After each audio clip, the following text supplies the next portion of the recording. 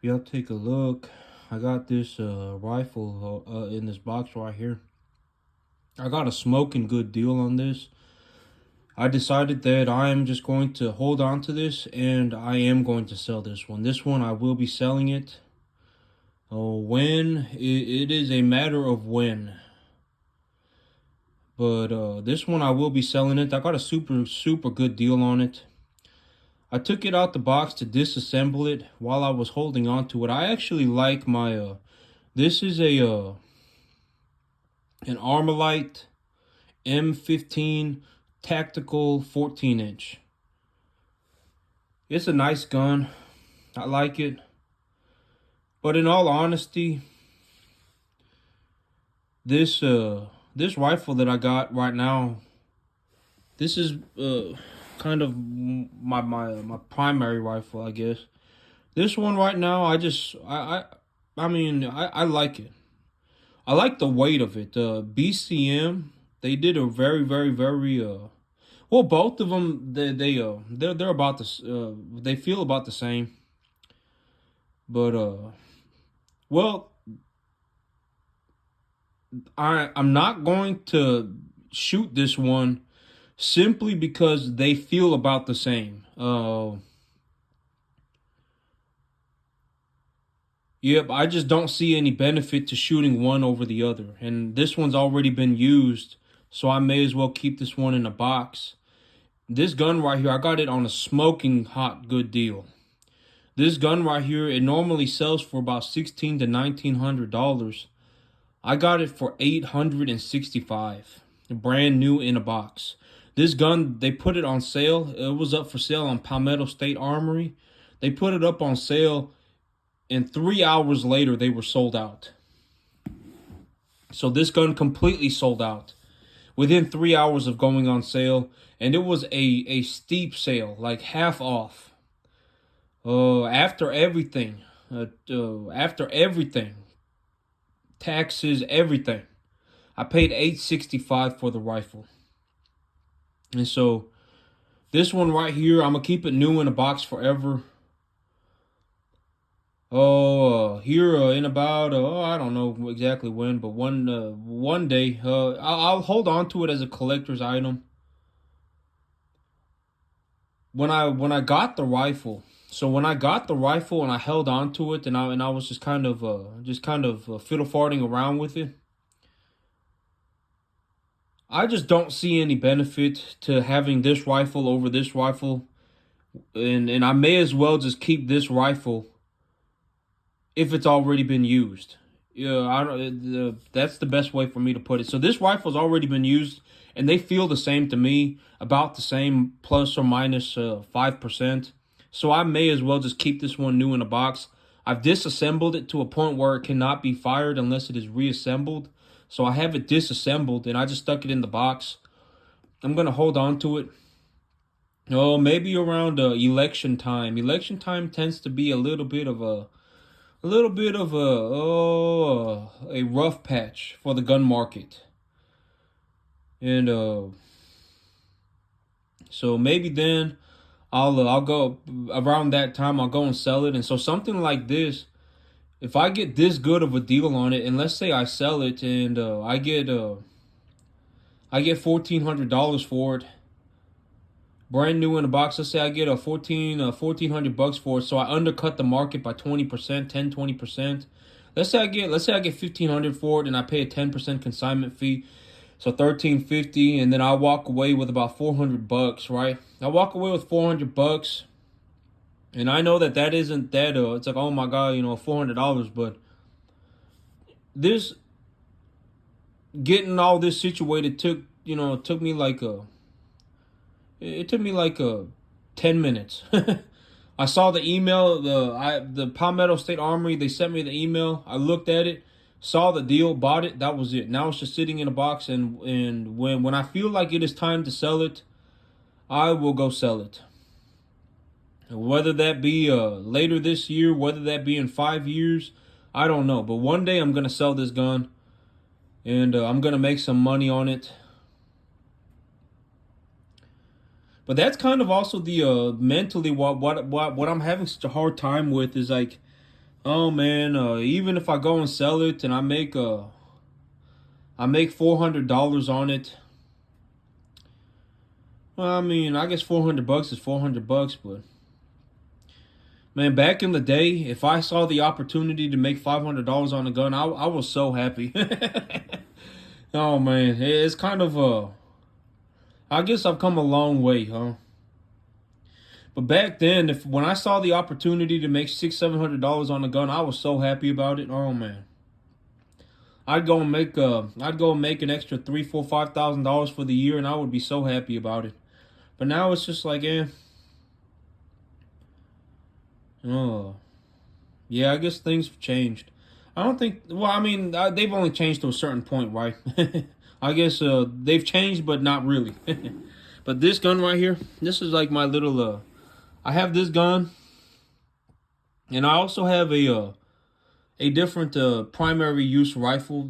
I have two primary use rifles, and the two primary use rifles that I have, it's more than enough. I mean, I don't need any more guns than two primary use rifles.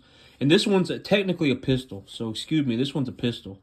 But I have one rifle and I have this pistol. And so, it's just not really, I just don't really see, like when I pull a gun like this out of the box, and I just kind of just manipulate it around and see what it's about the same thing, plus or minus a few percentage, a little bit, plus or minus like a 5-10%. And so I may as well just keep this one new in a box forever. And realistically, I probably won't ever buy an AR-15 again. I mean, I've got so many, and this one right here is perfectly fine. This is a Noveske barrel and a Noveske bolt carrier group. I figured out what that X was. Is Noveske bolt carrier group, Noveske barrel, BCM rail, and I think it's an Aero Precision's upper, and then a Bravo company charging handle. And so this is a nice gun, and it's on a SBA 4 PSA lower. And this is a nice gun, and it's got a nice 3.5-pound trigger on it, CMC trigger on it. And so this gun right here, this has a two-stage trigger on it, and the triggers feel almost identical. I don't like the two-stage trigger. I ain't gonna lie, I don't like the two-stage trigger. I really like the one-stage triggers. Two-stage trigger, I just don't like it. That's one thing about this gun that was just very different to me, was that the two-stage trigger. But in all honesty, this gun, they feel about the same, plus or minus 10%. And so this gun, I like to sell it, but maybe I just hold on to it because mentally it's like, I don't know. Like right now, I could go and put this up for consignment. I could just, just let them know the truth, right? I brought it home. I kind of fiddle-farted around with it, and I didn't like it. Well, it's not that I didn't like it. I just didn't see any reason to have this rifle when I already have like a rifle like this. So I already have a rifle like this, and this one, it was a real good deal, and so I bought it. When it got here, I fiddle-farted around with it and decided that I just wanted to sell it, that I didn't want it. And so I sold it, and I can make $300-400 on it. I may actually do that, but I don't know. I'll probably wait until election time. The Democratic Party. I'm not really a political person. Like I'm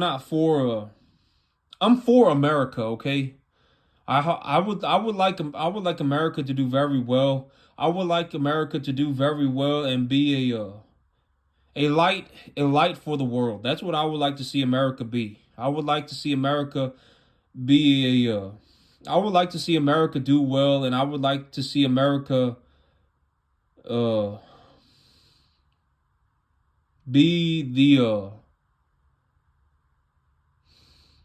a leading example of prosperity and of just being good in the world. Just doing good for the world. I would like to see America be great. And so I'm not really a political person. I'm just for America. whoever is gonna do the best for America, I would like to see them be the president.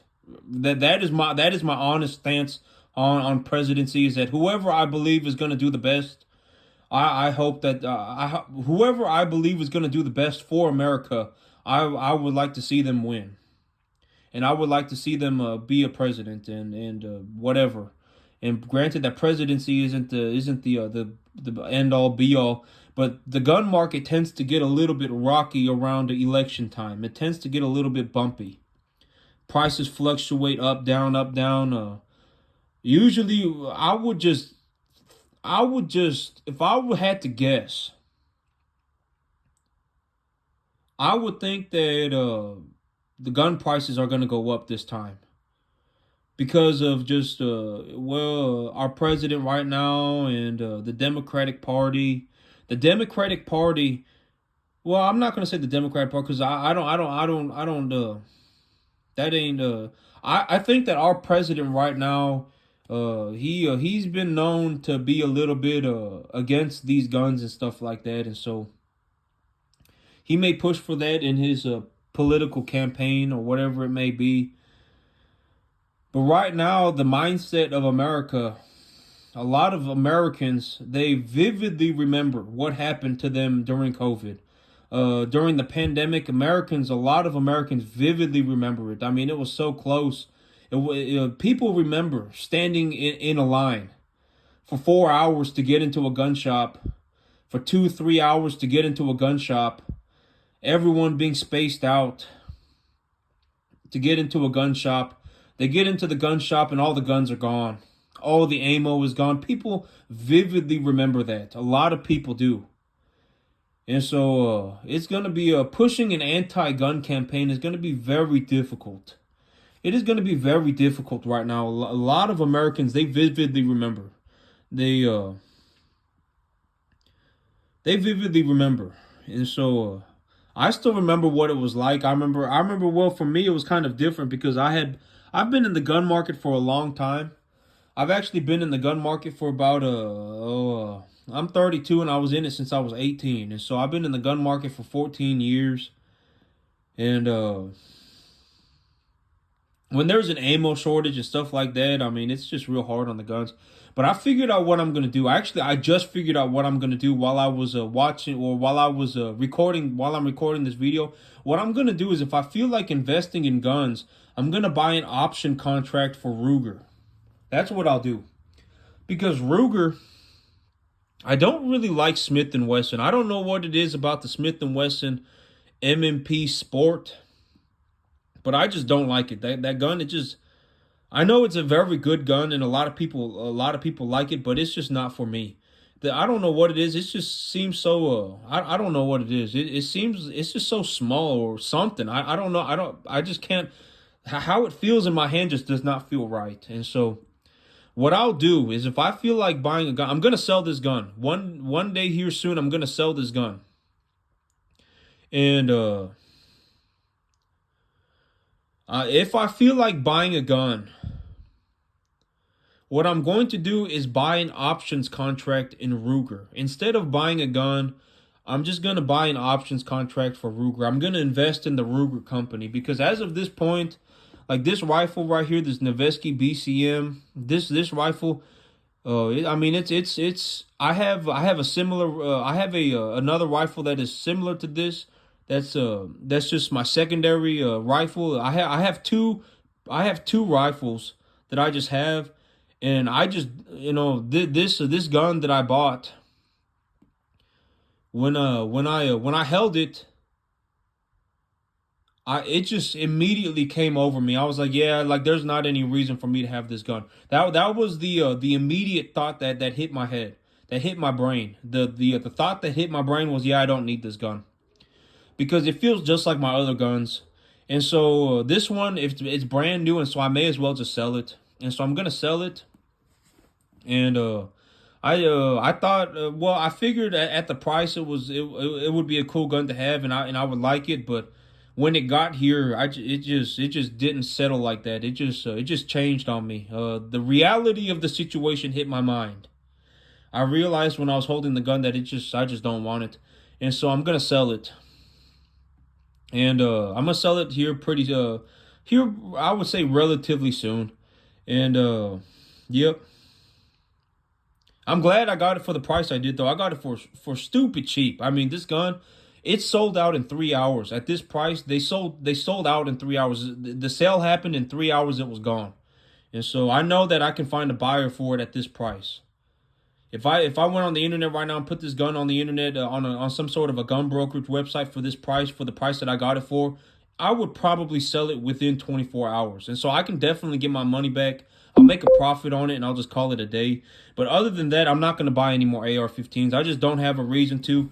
I like this Noveske BCM. I like this one. And I got another one, but I really like the 14.5-inch barrel. The other one that I have is a rifle, and so it's a 16-inch barrel. And I really like having, I don't know what it is, but having that 1.5 inches cut off on the end of the gun, it just makes the gun so much more ergonomic. I don't know why. It just, for me, the 14.5-inch barrel is just super nice. I freaking love the 14.5-inch barrel. And so, yep, this gun, that's the big thing I like is the 14.5-inch barrel. It just feels super nice, and so I really like it. And so this gun I'm gonna sell. I'm not gonna buy any more AR-15s. If I feel like investing in more guns, what I'll do is I'll buy an options contract in Ruger, and I'll just call it a day. But that's it for me today, YouTube. Y'all have a good one.